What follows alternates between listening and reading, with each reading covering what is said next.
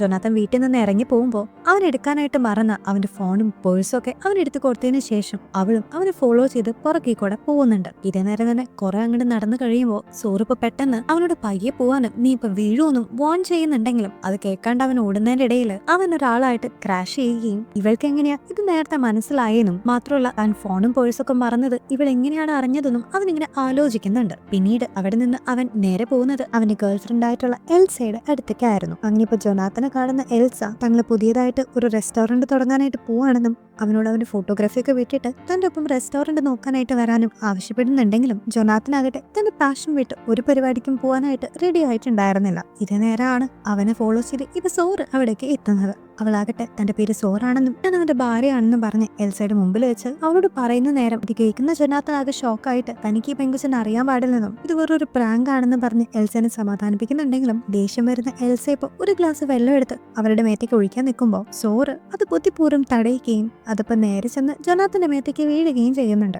ദേഷ്യം വരുന്ന അവന്റെ ഗേൾഫ്രണ്ട് ആയിട്ടുള്ള എൽസ ഇപ്പോ അവിടുന്ന് എഴുന്നേറ്റ് പോകുമ്പോൾ ജൊനാഥനും അവളുടെ പുറകെ പോകുന്നത് കാണുന്ന സോറ്